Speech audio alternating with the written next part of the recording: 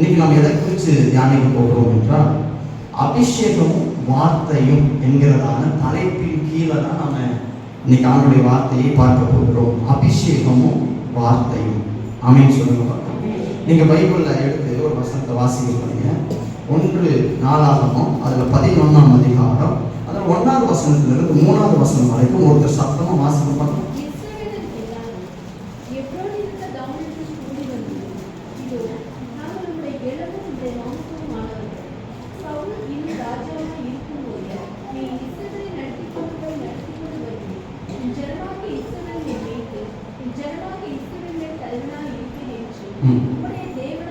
உம்முடைய தேவனாய் கர்த்தர் உமக்கு சொல்லியும் இருக்கிறார் என்றார்கள். அப்படியே இஸ்ரவேலின் மூப்பர் எல்லாரும் எப்ரோனிலே ராஜாவிடத்தில் வந்தார்கள். தாவீது எப்ரோனிலே கர்த்தருக்கு முன்பாக அவர்களோடு உடன்படிக்கை பண்ணி கொண்ட பின்பு கர்த்தர் சாமுவேலை கொண்டு சொன்ன வார்த்தையின்படியே அவர்கள் தாவீதை இஸ்ரவேலின் மேல் ராஜாவாக அபிஷேகம் பண்ணினார்கள். இதனால நாம் எதை குறித்து பார்க்க போகிறோம்னா வார்த்தையும் அபிஷேகமும். ஆமென்.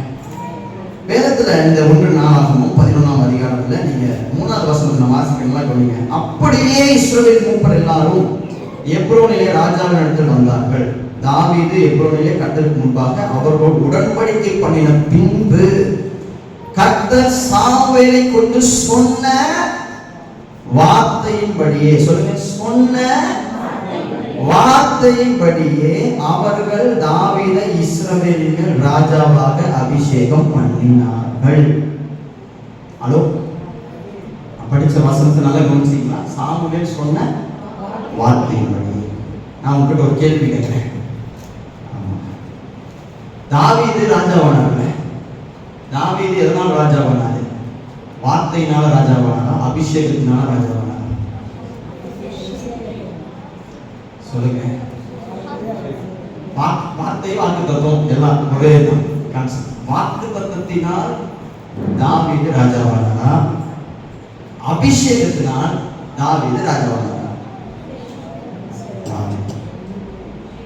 இந்த மாதிரி குதர்க்கமான கேள்விகள் எல்லாம் கேட்கறதே கஷ்டம். நல்லா கவனிங்க. ராஜாவானாரா அப்படிங்கிற மாதிரி சில பேர் ரியாக்ஷன் இருக்கு. தாவீது ராஜா ஆயிட்டாரா, இந்தியா சுதந்திரம் கிடைச்சிச்சா அப்படிங்கிற மாதிரி. தாவீது ராஜா ஆயிட்டாரா, தாவீது ராஜாவாகி அதுக்கப்புறம் எப்போ ஆமென் சொல்லுங்க. கர்த்தர் நல்லவர். நல்லா கவனிங்க. தாவீது 1 சாமுவேல் புஸ்தகத்துல நமக்கு எல்லாத்துக்கும் தெரியும். அதுல தாவீது அபிஷேகத்துல ராஜாவாக அதையுமே சொல்லுங்க பாருங்க, இல்லைங்களா?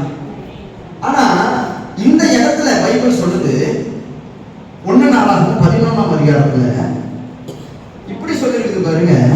சாமுவேல் சொன்ன வார்த்தையின்படியே. அப்போ தாவீது எதனாலதான் ராஜாவானாரு? 1 சாமுவேல் என்ன சொல்லி இருக்குது? அபிஷேகத்துல ராஜாவானாருன்னு சொல்லி இருக்கு. இந்த 1 என்ன சொல்லி இருக்கு? வார்த்தையினால், வார்த்தையின்படியே. அப்படின்னா வார்த்தையினால ராஜாவானாரு. அப்ப தாவீது எதனாலதான் ராஜாவானாரு? வார்த்தையினால ராஜாவானாரா இல்ல அபிஷேகத்தினால் ராஜாவானாரா? அப்படின்னா தாவீது அபிஷேகத்தினாலும் ராஜாவானாரு, வார்த்தையினாலும் ராஜாவானாரு. அல்லேலூயா சொல்லுங்க பாருங்க. அல்லேலூயா. அதான் நான் பேசுறது புரியுது. அபிஷேகம் என்பது என்ன, வார்த்தைனா என்ன, இதை குறித்து தான் நம்ம ஒரு சில விஷயங்களை பார்ப்போம். நம்ம வாழ்க்கையில சிஸ்டர், ஆண்டவருடைய ஆவிக்குரிய வாழ்க்கையில நீங்க புரிஞ்சுக்கணும். ஒரு சில பேர் என்ன பண்ணுவாங்கன்னா வார்த்தைக்கு மட்டும் முக்கியத்துவம் கொடுப்பாங்க, அபிஷேகத்துக்கு முக்கியத்துவம் கொடுக்க மாட்டாங்க. நாங்க அந்நிய பாஷை பேச மாட்டோம், நாங்க அபிஷேகத்துல நிரம்ப மாட்டோம். நான் பெண்டிகாஸ்டல், அவங்க பெண்டிகாஸ்டல் இல்லாத திருச்சபைகள் நிறைய இருக்காங்க. பெண்டிகாஸ்டல் சபையில் என்ன பண்ணுவாங்க தெரியுமா? வார்த்தையை விட அபிஷேகத்துக்கு முக்கியத்துவம் கொடுப்பாங்க. அல்லேலூயா சொல்லுங்க பாருங்க. ஆனா பைபிள் படி இது ரெண்டுமே எப்படி இருக்கணும்னா பேலன்ஸ்டா இருக்கணும். நமக்கு வார்த்தையும் முக்கியம், அபிஷேகமும் முக்கியம். அல்லேலூயா சொல்லுங்க பாருங்க. நான் வார்த்தைக்கு சில பேர் பாருங்க ஆராதனையில நல்லா ஆக்டிவா இருப்பாங்க, செய்தின்னு வந்துச்சுன்னா சோர்ந்துருவாங்க, தட்டி எழுப்பணும், ஆசுவே எடையவா அப்படின்னு. சில பேர் தட்டி எழுப்புனாதான் வருவாங்க. ஏன்னா அபிஷேகத்துக்கு அவங்க அவ்வளவு முக்கியம். சில பேர் பாருங்க வார்த்தைக்கு முக்கியத்துவம் கொடுப்பாங்க, ஆராதனை எப்போ கைங்கூட தட்ட மாட்டாங்க அப்படின்னு நினைக்கிறாங்க. ஆவியானவருக்கு என்ன சொல்லிட்டாருன்னா, நமக்கு வார்த்தையும் வேணும், அபிஷேகமும் வேணும். அதே சொல்லுங்க, நான் பேசுறது புரியுதா உங்களுக்கு? அபிஷேகம் வார்த்தைங்கிறது என்ன தெரியுமா? நமக்கு ஒரு ஆசீர்வாதத்தை காண்பிக்குது. அபிஷேகம் என்பது அந்த ஆசீர்வாதத்தை சுதந்திரிக்கிறதுக்கு கிருபை தருது. அதே சொல்லுங்க, தூரமா இருக்கிற ஒரு அபிஷேகம், ஒரு வாக்கு தரத்தை கர்த்தர் இங்கிருந்து உங்களுக்கு. தாவீது ஒரு ஆடு மேய்க்கிற சிஸ்டர் இருந்தார். தாவீது ஒரு ஆடு மேய்க்கிற ஒரு சின்ன பையன். அந்த சின்ன பையன் போய் கர்த்தர் சொல்றாரு, உன்னை ராஜாவாக்குவேன். அந்த இஸ்ரவேலிலேயே ஹை பொசிஷன், டாப் பொசிஷன் என்ன, ராஜா. அந்த இடத்துக்கு கொண்டு போங்கன்னு சொல்றப்போ அது தாவீதால எப்படி சாத்தியமாகும்? சாத்தியம் ஆகிறதுக்கு வாய்ப்பே கிடையாது. அதனாலதான் கர்த்தர் என்ன பண்ணாருன்னா, வார்த்தையும் சொன்னது மட்டும் இல்லாம அவனுக்கு அபிஷேகத்தையும் தந்தாரு.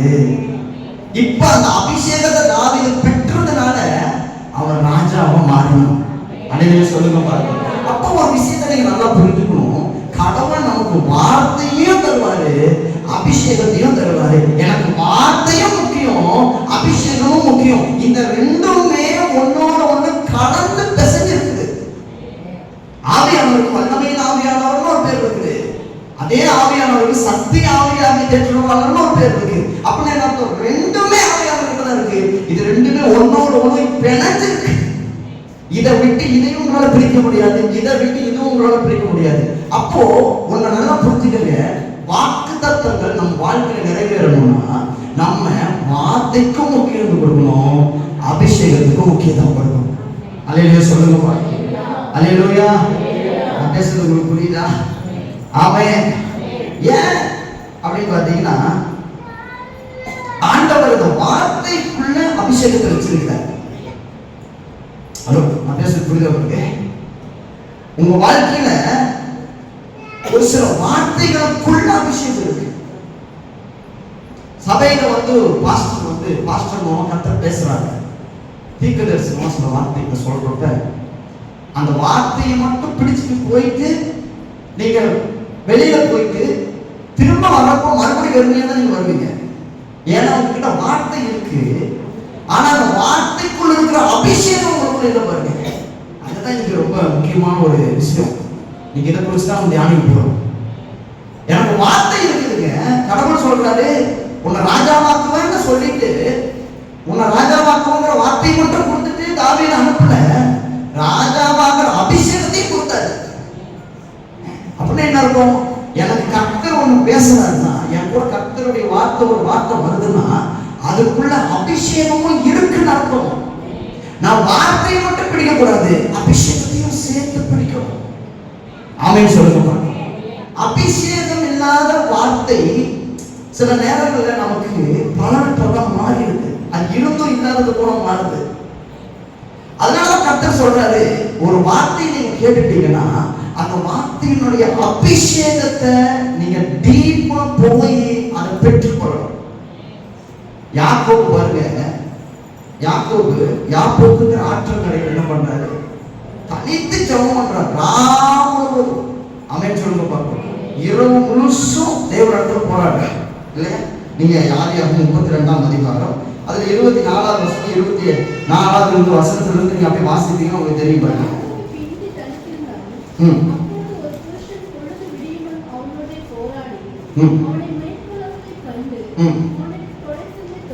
அவனுடைய தொடை சந்தையை தொற்றார்.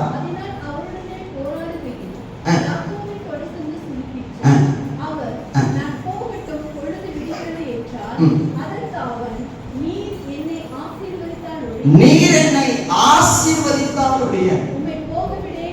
ஆமென். நீங்க சிஸ்டர், நான் இந்த வசனத்தை நீங்க வாசிக்கிறப்போ உங்களுக்கு ஒரு காரியம் சொல்ல விரும்புறேன். என்ன அப்படின்னா, இந்த வசனம், இந்த வாக்கியத்தை பாருங்க, ஆல்ரெடி யாக்கோபுக்கு தேவன் பெத்தேல்ல இந்த வாக்குத்தத்தமா கொடுத்தாரு.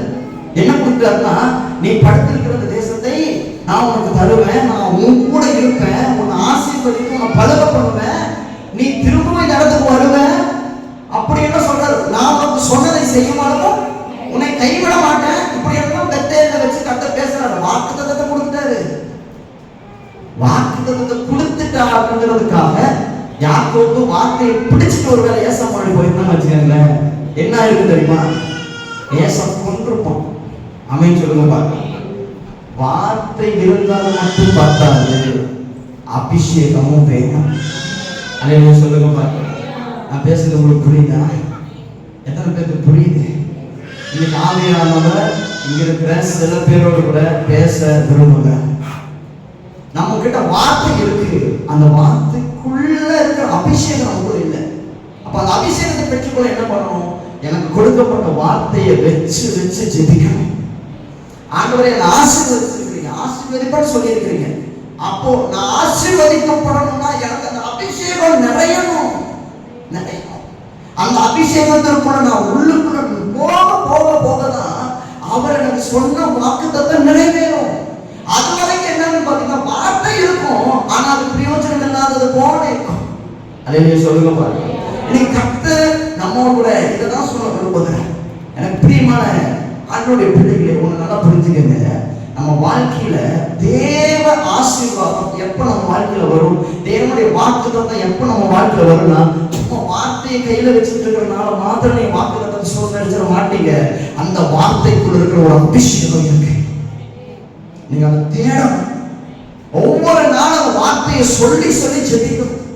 ஆண்டவரே நீங்க பேசுறீங்கல்ல, நீங்க பேசுறீங்கல்ல, ஆண்டவர் பேசியிருப்பார், சில பேருக்கு பேசியிருப்பார், உங்க குடும்பம் ஆசீர்வதிக்கப்படும் பேசியிருப்பார். அப்போ அந்த வார்த்தைக்குள்ள இருக்கிற அந்த வார்த்தைக்குள்ள அபிஷேகம் இருக்கு. அந்த அபிஷேகம் தான் நீங்க நிறையணும். ஆமென் சொல்லுங்க. நம்ம ஆராதனை டைம்ல பொதுவா நம்ம ஆராதிக்கிறோம், பொதுவா நம்ம நடக்கிறோம், நம்ம பிரசனத்தை உணர்றோம், உற்சாகமா இருக்கணும். அது வேற, அது வேற. நான் சொல்றது அது கிடையாது. உங்களுக்கும் கொடுத்திருக்காரு கர்த்தர் வாக்குத்தத்தம். அந்த வார்த்தைக்குள்ள ஒரு அபிஷேகம் இருக்கு. தாவீது ராஜாவாகன்னு சொன்னா ராஜாவாக்குற ஒரு அபிஷேகம் அந்த வார்த்தைக்குள்ள இருக்கு. பாருங்க, லேவி புத்திரனாகிய ஆரோன் வந்து ஆசாரியனை கர்த்தர் அபிஷேகம் பண்றாருன்னா, நீ ஆசாரியன் ஆக அப்படின்னா அந்த வார்த்தைக்குள்ள ஒரு அபிஷேகம் இருக்கு. அப்ப ஆவியானவர் என்ன சொல்லிட்டாருன்னா, உங்க வீட்டில் இருக்கிற பிரச்சனைகள் ஆகட்டும், உங்க வீட்டில் இருக்கிற நெருக்கங்கள் ஆகட்டும், உங்க வீட்டில் இருக்கிற போராட்டம் ஆகட்டும், இதெல்லாம் மாற்றுவேன்னு சொல்லி வாக்குத்தத்தம் கர்த்தர் கண்டிப்பா கொடுப்பாரு. நீங்க அழுகிறப்பெல்லாம் கர்த்தர் வார்த்தை கொடுப்பாரு. நீங்க ஒவ்வொரு டைம் சர்ச்சுக்கு வரப்போனா கர்த்தர் கண்டிப்பா ஏதாவது வார்த்தை மூலம் கூட பேசியிருப்பாரு. அந்த வார்த்தையில் இருக்கிற அபிஷேகத்தை என்னைக்காச்சும் நீங்க உணர்ந்திருக்கிறீங்களா? நான் ஒரு தற்பரிசோதனைக்காக உங்களோட பேசியிருக்கேன். என்னைக்காச்சும் அந்த வார்த்தைக்குள்ள இருக்கிற ஒரு அபிஷேகம் இருக்கு அப்படின்னு நீங்க நினைச்சிருக்கீங்களா? ஆனா வார்த்தைக்குள்ள அபிஷேகம் இருக்கு. தாவீது ராஜாவான்னு சொன்ன அந்த வார்த்தைக்குள்ள ஒரு அபிஷேகம் இருந்துச்சு. அதனாலதான் 1 நாளாகமத்துல ஜனங்க எல்லாரும் தாவீதுகிட்ட வந்து சொல்றப்ப இப்படி சொல்றாங்க, சாமுவேல் உங்களுக்கு சொன்ன வார்த்தையின்படியே. ஆமென் சொல்லுங்க. அந்த வார்த்தை தான், அந்த வார்த்தைக்குள்ள இருக்கிற அபிஷேகம் தான் தாவீதை ராஜாவா மாற்றுது. அல்லேலூயா சொல்லுங்க. இன்னைக்கு எனக்கு பிரியமான ஆண்டவருடைய பிள்ளைகளை ஒன்று புரிஞ்சுக்கங்க. நம்ம வாழ்க்கையில வாக்குத்தத்தங்கள் நிறைவேற வேண்டும் என்றால் வார்த்தை மட்டும் இருந்தால் பத்தாது, அபிஷேகம் வேணும். அதே போல அபிஷேகம் மட்டும் இருந்தால் பத்தாது, வார்த்தையும் வேணும். இந்த ரெண்டுமே எந்த மனுஷன் கிட்ட உன்னோட ஒத்து போகுதோ அன்னைக்குதான் அவன் வாழ்க்கையில வாக்குத்தத்தம் ஒண்ணு நிறைவேறும். எத்தனை பேர் நம்புறீங்க? எத்தனை பேர் விசுவாசிக்கிறீங்க? அல்லேலூயா, அல்லேலூயா, அல்லேலூயா.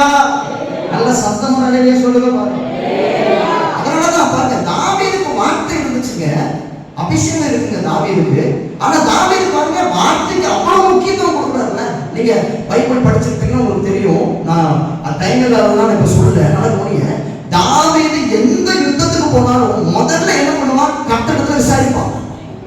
ஏன் கர்த்தரிடத்துல விசாரிக்கும்? நான் கேட்கிறேன், அபிஷேகம் தான் இருக்குல்ல, ராஜாவுக்கு அபிஷேகத்தை கர்த்தர் வச்சிருக்காரு, ஏன் போய் வார்த்தையை கேட்கணும்னு நினைக்கிறான் அப்படின்னா, ஒண்ணு புரிஞ்சுக்கங்க, வெறும் அபிஷேகம் இருந்தா மட்டும் எல்லாத்தையும் சாதிச்சிட முடியாது. அதை புரிஞ்சுக்கணும். நீங்க வார்த்தை இல்லாத அபிஷேகம் சும்மா அது வரும் போய் ஒண்ணுமே வரும். வார்த்தையோட இருக்கிற அபிஷேகத்தை நம்மளை காப்பாற்றும். வார்த்தையோட ஒரு அபிஷேகம் சேர்ந்து பாருங்க. அந்த அபிஷேகத்துல நான் நிறையப்பதான் தேவன் என் கூட இருப்பாரு, என்னை ஆசீர்வதிப்பாரு, அவர் எனக்கு சொன்னதையெல்லாம் நிறைவேற்றுவார். ஹலோ, நான் பேசுறது புரியுதா உங்களுக்கு? அதே மாதிரி பாருங்க, பேதுரு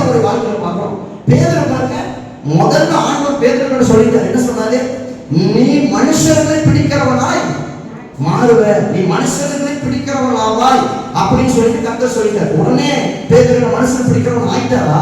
கிடையாது.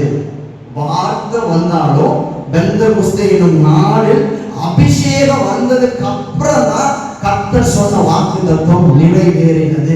அப்படின்னு என்ன அர்த்தம்? என் வாழ்க்கையில வெறும் அபிஷேகம் இருக்கிறதுனால ஒரு வாக்குத்தத்தம் என் வாழ்க்கை நிறைவேறாது. வெறும் வார்த்தை இருக்கிறதுனால ஒரு வாக்குத்தத்தம் என் வாழ்க்கை நிறைவேறாது. அபிஷேகமும் வார்த்தையும் இணைஞ்சு ஒரு மனுஷனை நிரப்பும் பாருங்க. அந்த வார்த்தையில கர்த்தர் நிரப்புவார். அதை நிரப்ப நிரப்ப நிரப்ப உங்களுக்குள்ள கர்த்தர் அவர் திட்டங்களை நிறைவேற்றுகிறவராக, அவர் திட்டங்களை நிறைவேற்ற வல்லமை உள்ளவராக இருக்கிறார். எத்தனை பேர் நம்புறீங்க? அல்லேலூயா, அல்லேலூயா, அல்லேலூயா, ஆமென், ஆமென், ஆமென். அப்ப நல்லா கவனிங்க பிரதர்ஸ்ல. முதலாவது ஒரு காரியம் என்ன அப்படின்னா, நம்ம வாழ்க்கையில ஆண்டவர் வார்த்தையால சொன்னாலும் அந்த வார்த்தைக்குள்ள இருக்கிற அபிஷேகத்தை நாம் பெற்றுக்கொள்ள வேண்டும். அந்த வார்த்தைக்குள்ள இருக்கிற அபிஷேகம் அதுக்காக நீ ஆண்டவர் சமூகத்தில் உட்காரணும், கேட்கணும். ஆண்டவரே எனக்கு அந்த அபிஷேகத்தை தாங்க ஆண்டவரே. நீ நல்லா இருக்கன்னு ஆண்டவர் சொல்லியிருப்பார். சில பேருக்கு உங்க குடும்பம் சேரும்னு சொல்லியிருப்பார். சில பேருக்கு நீங்க உங்க வியாதி மாறும்னு சொல்லியிருப்பார். சில பேருக்கு உங்களுடைய கடன் பிரச்சனைகள் மாறும் சொல்லியிருப்பார். சில பேருக்கு நீங்க அநேகருக்கு ஆசீர்வாதமா இருக்கு. இப்படியெல்லாம் கர்த்தர் ஒவ்வொருத்தருக்கிட்டையும் ஒவ்வொரு மாதிரி பேசியிருக்காருல்ல. அந்த வார்த்தைக்குள்ள இருக்கிற அபிஷேகம் என்னங்கிறத நீங்க முதல்ல போய் கண்டுபிடிக்கணும். அதனாலதான் பாருங்க, யாக்கோபு ஆண்டவர்கிட்ட என்ன சொல்லி போராடுறா பாருங்க, என்னை ஆசீர்வதித்தால் ஒழிய நான் உம்மை போக விடுவது இல்லை. அல்லேலூயா. அப்படியே ஏன் எத்தனையோ வார்த்தை இருக்குதுல்ல, அதையெல்லாம் சொல்லி யாக்கோபு போராடாம ஏன் இந்த வார்த்தை சொல்லி போறான்னா, ஏன்னா பெத்தேல்ல ஆல்ரெடி கர்த்தர் கொடுத்த வாக்குத்தத்தமே நான் உன்னை ஆசீர்வதிப்பேன்னு சொன்ன வாக்குத்தத்தம் தான்.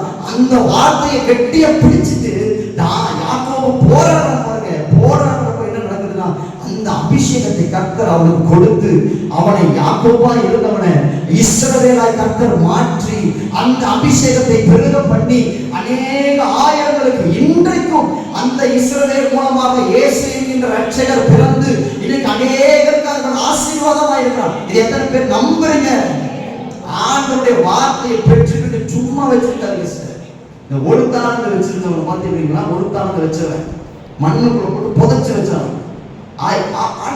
ஆண்டவர் வந்து அந்த எஜமான் வந்து கேட்கிறப்போ பத்திரமா எடுத்து வச்சுருக்கோம். பத்திரமா பத்திரமா. சில பேர் பைபிள் பத்திரமா இருக்கு வீட்டுக்குள்ள. அதான் ஒரு ஒய்ஃபு பார்த்தீங்கன்னா பணத்தை சேர்த்து சேர்த்து வச்சுட்டு இருக்காங்களாம். ஹஸ்பண்டுக்கு எங்க வச்சிருக்கிறா பணத்தை எங்க தெரியாம ஒழிச்சு வச்சிருக்கிறா, எங்க ஒழிச்சு வச்சிருக்கிறா அப்படின்னே பார்த்துட்டு இருந்தாராம். ஒரு நாள் வந்து ஒய்ஃப் கிட்ட போய் முடியல, அவர்கிட்ட ஒரு நாள் போய் கேட்டுட்டாரா, ஏமா எங்கம்மா பணத்தை ஒழிச்சு வச்சிருக்கேன், கண்டே போய்க்க முடியலையே அப்படின்னு கேட்கிறப்பதான் அவங்க ஒய்ஃப் சொன்னாங்க, உங்க பைபிளுக்குள்ள வச்சிருக்கேன், ஏன்னா நீங்க அதை தான் தொடவே மாட்டீங்கன்னு எனக்கு நல்லா தெரியும், அதனால அதை பத்திரமா நீங்க வச்சிருக்கிறேன் அப்படின்னாங்க. அல்லேலூயா சொல்லுங்க. நிறைய பேரோட பைபிள் பத்திரமா இருக்கு, கிளை பத்திரம் மாதிரி அது பத்திரமா வச்சிருக்கிறாங்க. புதுசா ஒண்ணு கீரல் இல்லாம. ஆமென் சொல்லுங்க பாருங்க. ஒரு கீரல் இல்லை பைபிள்ல. ஆமென். எத்தனை வருஷம் சொல்லுங்க உங்க பைபிள் எத்தனை பேரால சொல்ல முடியும் சிஸ்டர்? ஒரு வருஷத்துக்கு ஒருக்கா இன்னும் பைபிள் மாற்ற முடியும்னு சொல்லுவீங்க அப்படின்னா நீங்க பைபிள் படிக்கிறவங்க ஒரு மனுஷன் அல்ல. நான் கல்யாணமான புதுசுல என் வீட்டுக்காரர் வந்து பாஸ்டர் இந்த பைபிள் நிச்சயமா கொடுத்தாரு பாஸ்டர், பத்திரமா ஞாபகமா வச்சிருக்கேன் பாஸ்டர், அந்த பைபிளை விட மாட்டேன் பாஸ்டர். பைபிள் படிக்கிறதுக்கு என்ன ஒரு ரீல் விட்டு பாருங்க எப்படி பேசிக்கிறீங்க. பைபிளே படிக்கிறதுல சில இங்க வந்தா அல்லேலூயா பாபா பாபா பாபா பாபா ஆண்டவர் பார்த்தாரு. வார்த்தையே நம்பிட்டேன், அபிஷேகம் இருக்கு.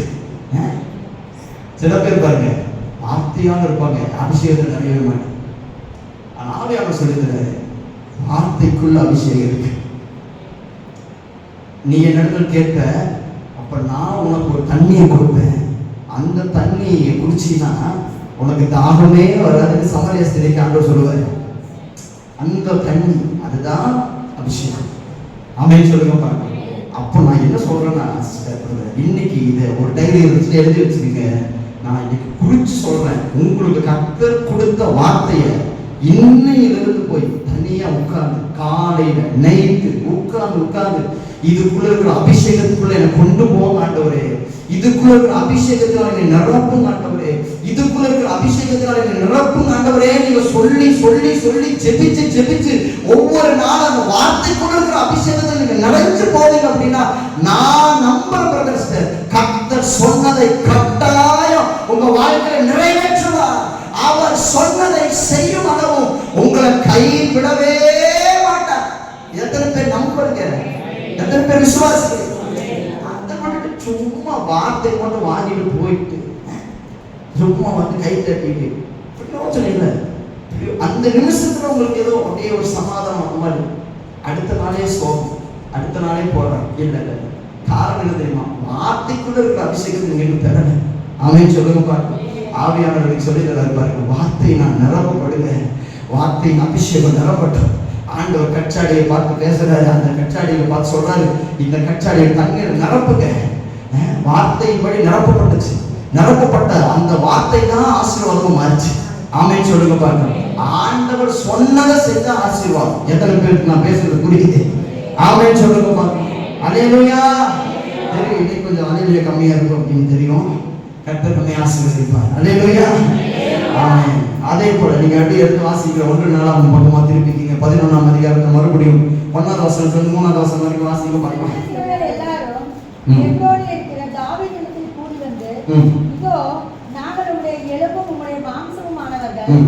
சவுல் இன்னும் ராஜாவா இருக்கும் போதே நீர் இஸ்ரவேலை நடத்தி கொண்டு போய் நடத்தி கொண்டு வருவீர்.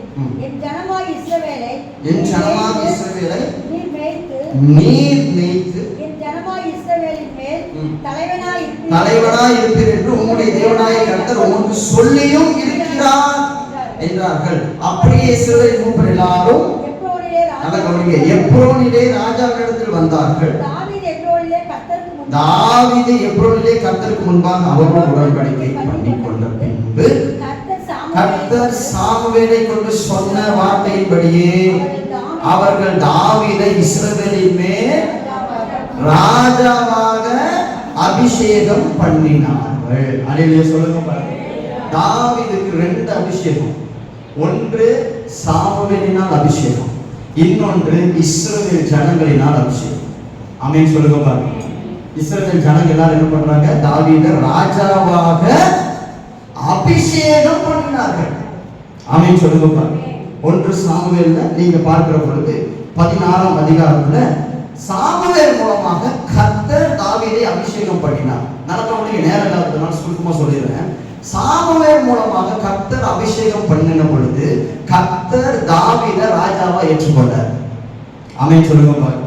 அதே போல 1 நாளாகமம் 11ஆம் அதிகாரத்துல இஸ்ரவேல் ஜனங்கள் தாவீதை அபிஷேகம் பண்றாங்க. இஸ்ரவேல் ஜனங்கள் ராஜா தாவீதை அபிஷேகம் பண்றப்போ இப்ப இஸ்ரவேல் ஜனங்கள் தாவீதை ராஜாவாக ஏற்றுக்கொள்றாங்க. அல்லேலூயா சொல்லுங்க பாருங்க. அப்படின்னா என்ன அர்த்தம் தெரியுமா? கர்த்தர் முதலாவது தாவீதை ராஜாவா ஏற்றுக்கொண்டாருன்னா இஸ்ரவேல் ஜனங்களும் தாவீதை ஒரு நாள் ராஜாவாக ஏற்றுதான் ஆக வேண்டும். ஆமென் சொல்லுங்க பாருங்க.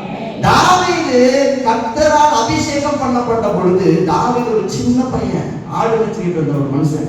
அவனோட வயசு ஒரு 15ல இருந்து 19 கூட இருக்குன்னு சொல்லப்படுது. ஆனா பாருங்க, இந்த சின்ன வயசுல கர்த்தர் என்ன பண்றாரு அப்படின்னா தாவீதை அபிஷேகம் பண்றாரு. தாவீதை ராஜாவா ஏற்றுக்கொண்டார். அல்லேலூயா சொல்லுங்க சொல்லுங்க. தாவீதை ராஜாவா முதல்ல கர்த்தர் ஏற்றுக்கொண்டாரு. முதல்ல கர்த்தர் நம்மளை ஏற்றுக்கொண்டாருன்னா அப்புறமா அத்தனை பேர் நம்மளை ஏற்றுக்கொண்டுதான் ஆக வேண்டும். ஆமென் சொல்லுங்க பாருங்க. ஆண்டவர் என்ன சொல்றாரோ அதுதான் நம்ம வாழ்க்கையில நடக்கும். கர்த்தர் மட்டும் எஸ்ன்னு சொல்லிட்டாருன்னு வச்சுக்கீங்களேன், அப்புறம் என் வாழ்க்கையில நோன்னு சொல்ற ஒரு ஆளே கிடையாது. எத்தனை பேருக்கு நான் பேசுறது புரியுது? அவர் பிறந்தால் அதை அடைக்கிறவன் ஒருவன் இல்லை. அல்லேலூயா சொல்லுங்க பாருங்க. அல்லேலூயா அல்லேலூயா. என் வாழ்க்கையில ஆண்டவர் என்னை ஏற்றுக்கொள்வார் என்றார். ஆண்டவர் ஏற்றுக்கிறப்போ யாருக்குமே நம்மள யாருக்கும் கூட தெரியாது. ரொம்ப சின்ன நாட்கள் இருக்கும், ரொம்ப சின்ன நாட்கள் இருக்கும். இதுக்கு எனக்கு சம்பந்தமே இல்லை ஆண்டவரே நம்ம கேட்போம். ஆனா பாருங்க, ஆண்டவர் அந்த சின்ன இடத்துல நம்மளை ஏற்றுக்கொள்வார். அவர் ஏற்றுக்கொண்டுட்டாருன்னு வச்சுக்கீங்களேன், அப்புறம் எத்தனை மனுஷங்க வந்தாலும் அது மாறாது. ஆண்டவர் சொன்னதுதான் நடக்கும். அதனாலதான் சங்கீதத்துல 3வது வசனம் 33வது வசனம் 9வது சங்கீதம் 33 9வது வசனத்துல நீங்க வாசிப்பீங்கன்னா அவர் சொல்ல ஆகும், அவர் கட்டளையிட நிற்கும். எத்தனை பேர் நம்புறீங்க? என் வாழ்க்கையில என்ன நடக்க போகுது அப்படின்னா, என் வாழ்க்கையில அவர் என்ன சொல்றாரோ அதுதான் நடக்கும். ஆரம்பத்துல அவர் சொல்றப்போ அது எப்படி நடக்குங்கிற ஒரு எண்ணமே நமக்குள்ள இல்லாம இருக்கலாம். ஆனா முடிவுல அவர் சொன்னதுதான் நம்ம வாழ்க்கையில நடக்கும். எத்தனை பேர் நம்புறீங்க? அதனாலதான் யோபு சொல்றாரு பாருங்க, 42ஆம் அதிகாரம் 2வது வசனம், தேவரே நீர் சகலத்தையும் செய்ய வல்லவர், நீ செய்ய நினைத்தது ஒரு நாள் தடைபடாது என்பதை நான் அறிந்திருக்கிறேன். ஹல்லேலூயா. ஆதியாகமம் 28ஆம் அதிகாரம் 15வது வசனத்துல கர்த்தர் சொல்றாரு, நான் உனக்கு சொன்னதை செய்யும் அளவும் உன்னை கைவிடுவது இல்லை. ஆமென் சொல்லுங்க பாருங்க. அப்படின்னா என்ன சிஸ்டர்? ஆண்டவர் என்ன சொல்றாரோ அதுதான் என் வாழ்க்கையில நடக்கும். ஆண்டவரே தாவீதை ராஜாவை ஏற்றுக்கொண்டுட்டாருன்னா அப்புறம் எத்தனை மனுஷங்க வந்து தாவீதை ராஜாவாக கூடாதுன்னு வந்து போராடினாலும் அவங்க தான் தோத்து போவாங்களே தவிர ஒரு நாள் தாவீது ராஜாவாகிறத யாராலும் தடை செய்ய முடியாது. இது எத்தனை பேர் நம்புறீங்க? என் வாழ்க்கையில அவர் என்னென்னலாம் எனக்கெல்லாம் குறிச்சு வச்சிருக்கிறாரோ அதை எல்லாத்தையும் கர்த்தர் என் வாழ்க்கையில செய்ய வல்லமையுள்ளவராக இருக்கிறார். ஆபிரகாமுடைய நாட்கள் நான் பார்க்கிற பொழுது ஆபிரகாமுக்கு கர்த்தர் சொல்றாரு, நீ ஒரு குழந்தையை பெற்றெடுப்ப அப்படின்னு. 75 வயசுல கர்த்தர் சொல்றாரு. பாத்தீங்கன்னா வயசாகுது, 90 வயசு ஆகுது. அப்புறம் பாத்தீங்கன்னா 99 வயசு ஆயிடுச்சு. அப்ப வந்து தேவதூதர்கள் சொல்றாங்க, அப்போ வந்து 99வது வயசுல ஆண்டவர் வந்து சொல்றாரு, ஆபிரகாமே நீ ஒரு குழந்தையை பெற்றெடுப்ப. எத்தனை வயசுல? 99 வயசுல. யோசிச்சு பாருங்க, சரீரம் செத்து போயிருச்சு. பைபிள் அப்படிதான் சொல்லுது, ஆபிரகாமுடைய சரீரம் செத்து போய்விட்டது, சாராளுடைய கர்ப்பம் செத்து போய்விட்டது. பைபிள் சொல்லுது நம்புவதற்கு எதுவுமே இல்லாத சூழ்நிலை. ஆனாலும் ஆபிரகாம் தேவன் மேல் விசுவாசம் உள்ளவனாய் இருந்தார். காரணம் என்ன தெரியுமா? ஆண்டவர் எனக்கு ஒன்று சொன்னாருன்னா அவர் அதை செய்யாம விடவே மாட்டாரு. அவர் பொய் சொல்ல மனிதன் அல்ல, அவர் மனம் மாற மனபுத்திரனும் அல்ல. ஹல்லேலூயா. ஆனா சாராள் பாருங்க என்ன பண்றாரு, அந்த வசனத்தை மட்டும் வாசிக்க பாருங்க. ஆதியாகமம் 18ஆம் அதிகாரத்துல நீங்க 8வது வசனத்துல இருந்து எடுத்து வாசிப்பீங்க. பானையும் சமைத்த கன்றையும் எடுத்து வந்து அவர்கள் முன்பாக வைத்து அவர்கள் அருகே மரத்தடியில் நின்று கொண்டிருந்தான். அவர்கள் புசித்தார்கள். அவர்கள் அவனை நோக்கி ஒரு மனைவி சாராள் எங்கே என்றார்கள். அதோ கூடாரத்தில் இருக்கிறாள் என்றான். அப்பொழுது அவர் ஒரு உற்பவ கால திட்டத்தில் நிச்சயமாக உன்னிடத்துக்கு திரும்பி வருவேன், அப்பொழுது மனைவியாக சாராளுக்கு ஒரு குமாரன் இருப்பான் என்றார்.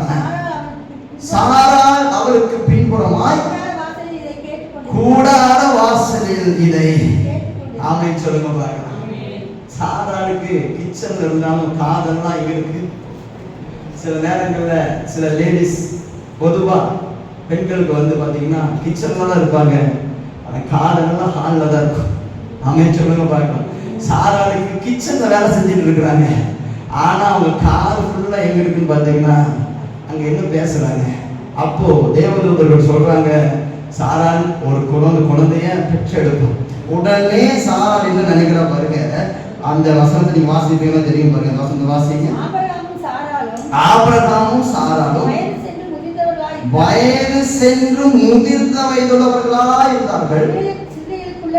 சிறிகளுக்குள்ள வழிபாடு சாராளுக்கு நின்று போயிற்று. ஆகையால் சாராள் தன் உள்ளத்திலே நகைத்து, நான் கிழவியும் என் ஆண்டவர் முதிர்ந்த வயதுள்ளவருமான பின்பு எனக்கு இன்பம் உண்டாகுமோ என்றார். அப்பொழுது கர்த்தர் ஆபிரகாமை நோக்கி, சாராள் நகைத்து நான் கிழவியா இருக்க பிள்ளை பெறுவது மெய்யோ என்று சொல்வானே, கர்த்தரால் ஆகாத காரியம் உண்டோ? உற்பத்தி கால திட்டத்தில் உன்னிடத்திற்கு திரும்ப வருவேன், அப்பொழுது சாராளுக்கு ஒரு குமாரன் இருப்பான் என்றார். அல்லேலூயா சொல்லுங்கப்பா.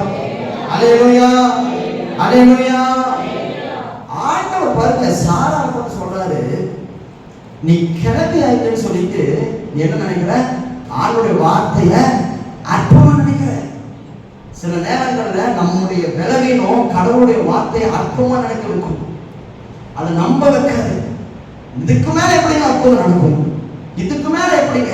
லாசர் செத்து 4 நாள் ஆனதுக்கு அப்புறம் இயேசுப்பா சொல்றாரு அவன் உயிரோட வருவான். அப்ப மார்த்தா மரியாதை சொல்றாங்க, ஆண்டவரே செத்து எல்லாரும் உயிரோட எழுந்திருப்பா, அவனும் உயிரோட இருந்திருப்பான்னு எங்களுக்கு நம்பிக்கை இருக்குது அப்படிங்கிறாங்க. இல்ல, நீ விசுவாசித்தா தேவ மகிமைய செத்ததுக்கு அப்புறம் இல்ல, இப்பவே நீ பாப்பன்னு கர்த்தர் வாக்குத்தத்தம் பண்ணார். அப்படின்னா என்ன அர்த்தம் சிஸ்டர்? நம்ம வாழ்க்கையில நம்ம சூழ்நிலையை வச்சு கடவுளுடைய வார்த்தையின் மதிப்பை நாம் கேவலப்படுத்த கூடாது. சாரா நகைக்கிற பாருங்க, நகைக்கிறா. இதெல்லாம் என் வாழ்க்கையில எப்படி நடக்கும்? ஆண்டவர் சொல்றாரு, நீ நகைக்கிற, நீ நகைக்கிற. ஆனா உன் வாழ்க்கையில ஈசாக்குன்னு ஒரு பையன் பிறப்பான். ஈசாக்குக்கான அர்த்தம் தெரியுமா? நீ இன்னைக்கு என் வார்த்தையை நகைக்கிற, நாளைக்கு இதை செஞ்சு நான் உன்னை நகைப்பேன். ஆமென் சொல்லுங்க பாருங்க. சும்மா கிடையாது சிஸ்டர். நீங்க நினைக்கிறீங்களா கடவுளால இதெல்லாம் முடியாதுன்னு நினைக்கிறீங்களா? ஒரு செகண்ட்ல எல்லாத்தையும் மாத்துவாரு. அதுதான் கர்த்தர். நம்முடைய அற்ப விசுவாசம் ஆண்டவருடைய செய்கைகள் அப்படியே நிறுத்தும் பாருங்க சில நேரத்துல. அதனாலதான் கர்த்தர் சொல்றாரு, அற்ப விசுவாசிகளே, எது வரைக்கும் நான் உங்க கூட இருப்பேன்னு நீங்க நினைக்கிறீங்க? எது வரைக்கும் உங்ககிட்ட பொறுமையா இருப்பேன்னு நீங்க நினைக்கிறீங்க? ஆமென் சொல்லுங்க பாருங்க. ஆண்டவரை நம்புங்க. உங்க வாழ்க்கையில என்ன நடக்கும்? உங்க வீட்டுல என்ன நடக்க போகுது? என்ன நடக்க போகுது? ஒன்னும் நடக்காது. கர்த்தர் என்ன சொன்னாலும் அதான் நடக்க போகுது. அந்த நம்பிக்கை எத்தனை பேருக்கு இருக்கு? ஆமென். பவுல் பாருங்க, புயலின் நடுவில் இருக்கிறாரு. இதை மட்டும் சொல்லி நம்ம ஜெபம் பண்ணணும், நமக்கு நேரம் இல்லை. புயலின் நடுவில் இருக்கிறாரு. புயலின் நடுவுல யாருமே தப்பிக்க முடியாது. கிட்டத்தட்ட 14 நாள் 15 நாள் புயல். சூரியனையே பார்க்கல, சாப்பிடல, குளிர நடுங்கிட்டு இருக்கிறாங்க. பயங்கரமான புயல் கடல்ல. அதுல இருந்து தப்பிச்சு கர்த்தருடைய வார்த்தையினால வெளியில வந்ததுக்கு அப்புறம் என்ன நடக்குது பாருங்க, ஒரு விரியன் பாம்பு கையை கடிக்குது. சுத்தியில எல்லாரும் போல பார்த்து சொல்றாங்க, இவன் சாவுக்கு பாத்துறேன், இவன் தப்பிச்சு வந்தோம் மரணம் இவனை விடப்பாரு அப்படிங்கிறது. ஆனாலும் பவுல் பயந்தாரா? பயந்தாரா? பவுல் என்ன பண்ணா தெரியுமா? உதறி தந்தாரு. சொல்லுங்க, உதறுங்க. சில தூசி மாதிரி உதறி தள்ளுங்க. சில காரியங்களை பிசாசு கொண்டு வருவான், உங்க விசுவாசத்தை கெடுக்க வைப்பான். இல்ல இல்ல அவங்க சொல்லிட்டாங்க, அவங்க சொன்னதுதான் நடக்க போகுது. இல்ல இல்ல இவங்க சொல்லிட்டாங்க, இவங்க சொன்னதுதான் நடக்க போகுது, நீங்களும் நம்புறீங்க அப்படின்னா நான் நினைக்கிறேன் அதுதான் உங்க வாழ்க்கையில் நடந்துடும்.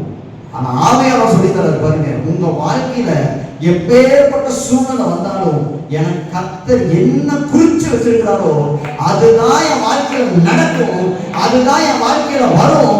அன்னைக்கு இந்த உலகத்துல இருக்கிற அத்தனை பேரும் என்ன பார்த்து ஆச்சரியப்படுவாங்க.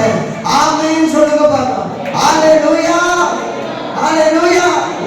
தாவீது ஒரு சங்கீதத்தில் எழுதுறாரு, செத்தவனை போல் எல்லாராலும் வார்க்கப்பட்டேன்.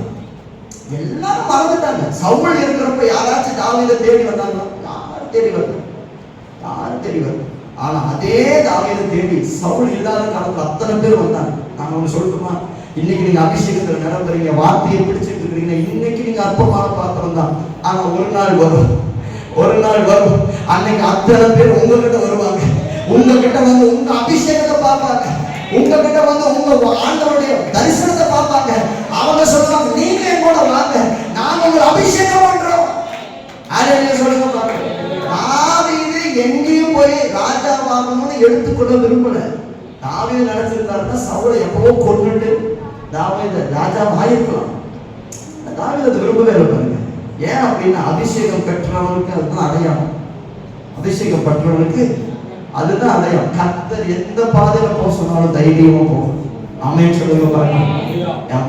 என் வாழ்க்கையில கர்த்தர் அபிஷேகம் பண்ணிட்டாருங்க, ராஜாவை அபிஷேகம் பண்ணிட்டாருன்னா இன்னைக்கு யாரு வேணாலும் என்ன ஒதுக்கலாம்.